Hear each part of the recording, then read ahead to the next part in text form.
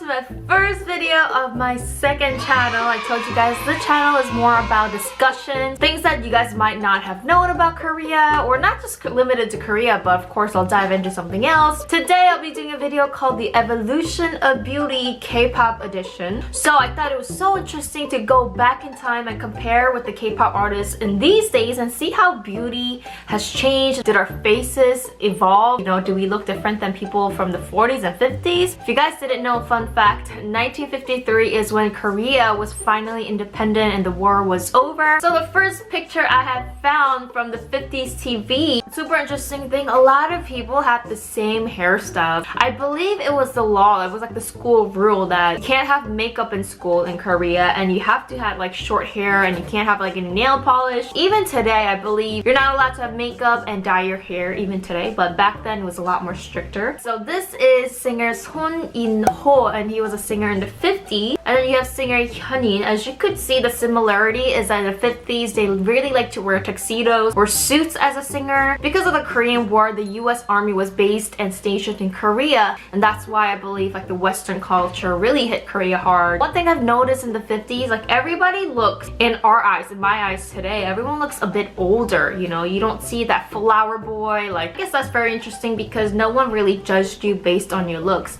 Everything was based on sound and things you can't see. The people here are wearing hanbok, again, long dresses, no revealing outfits, and even the guys who are playing the instruments are just wearing normal suits, nothing crazy here. I found a fun fact, back in the 40s to the 60s, a lot of these singers had a long career. So some of the singers back in the 40s lasted till like the mid 50s to the 60s. So they had long careers compared to these days.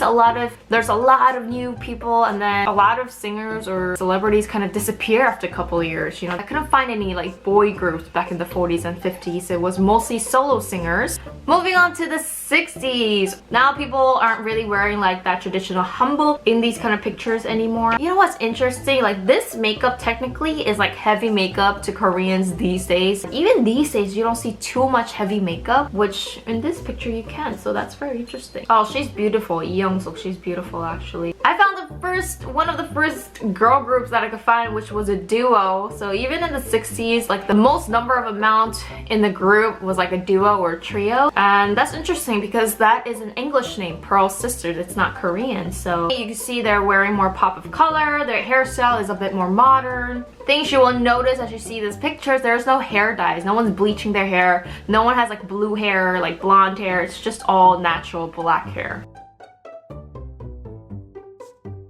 So moving on to the 70s, this is when like the go-go and the disco kind of genre really hit the wave here. This is a singer named Kim Soo-hee. Definitely love her outfits. It's much more flashy. Even starting from the 70s, as you could tell, more of that youthful look instead of a mature kind of concept. And then there's this singer Kim Chuja. She's known to be one of the first like really bold singers in Korea. You can notice in the 70s, this is when you're allowed to show skin. Facial expressions are a lot different than the past generations. Instead of like that profile image, she definitely has more attitude. This is Lee Soo-man. He is the founder of SM Entertainment. This is when he was young, and he was actually a singer back in the 70s. Interesting, still you see no hair dyes. Even the hairstyle, you could tell like there was no special design or cut to it. It was just very natural. Moving on to the 80s. This was one of the first dance group that I could find, and they're called Sobangcha. Kim Won-sun, she's a very famous singer. Even till this day, she was known as like that Korean Madonna. You see a lot more skin than you did in the past generation. Now we see even the men getting a bit more bolder, but still it's not like the men are showing their skin or they're not showing their abs. And there was no makeup in men as well. Men didn't really wear makeup or like eyeliner here. Very interesting. You can see the back dancers. Now we're starting to have the dancers coming into the TV.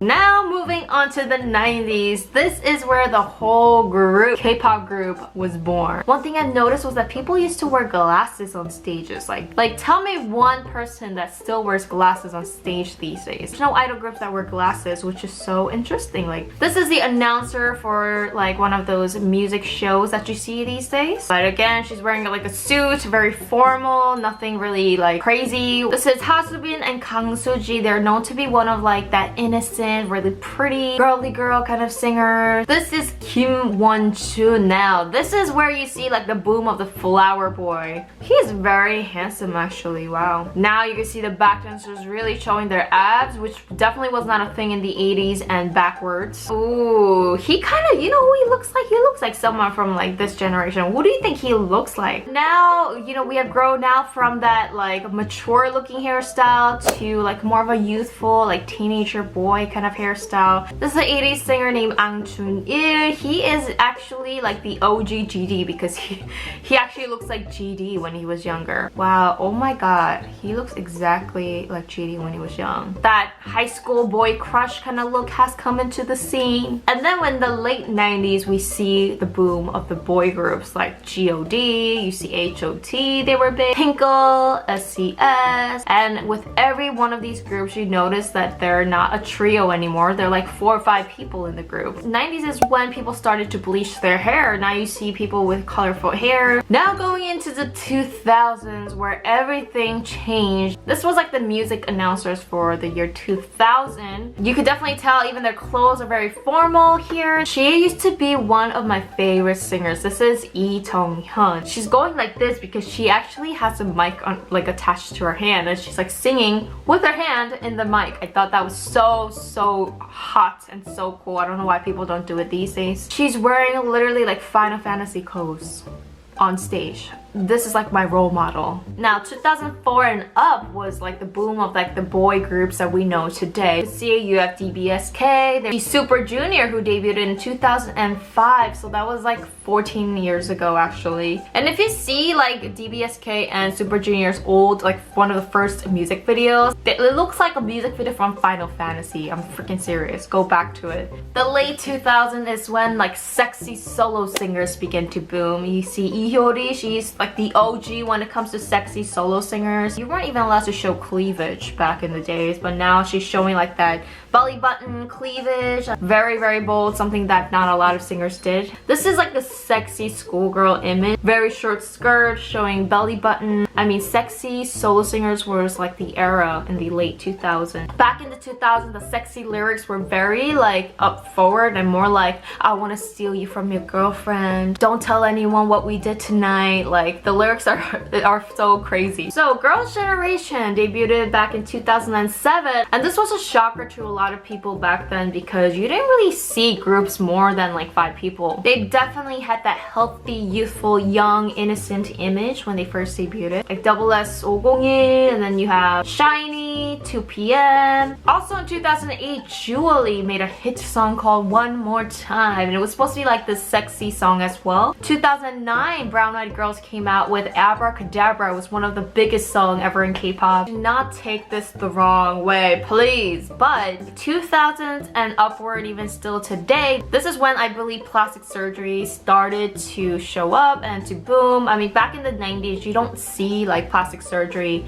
clinics in the streets of Korea. These days, you see it like everywhere you walk by. I mean, this is when like the internet started to work. So definitely the boom of internet has put a big effect on entertainment. Moving on to the 2010s and this generations. Now, I feel like within the 9 years, K-pop has just changed so much. In the early 2010s was like the generation where the girl groups literally had to know how to do every single concept. I mean, there's just so many groups here and on. I couldn't even like find every single picture because this was like the boom of K-pop. My personal favorite growing up was 21. I used to love 21 songs. And then we see 2014 and upwards, you see a lot of these groups like BTS, A-Pink, Blackpink, Red Velvet, and I believe this is a generation where social media has taken over, and I definitely think the image game has stepped up immensely. So I want to know you guys' opinion and see why K-pop is so big on groups compared to other countries. Even like YouTube, you guys, I'm sure the title does matter, but when you first want to click on a video,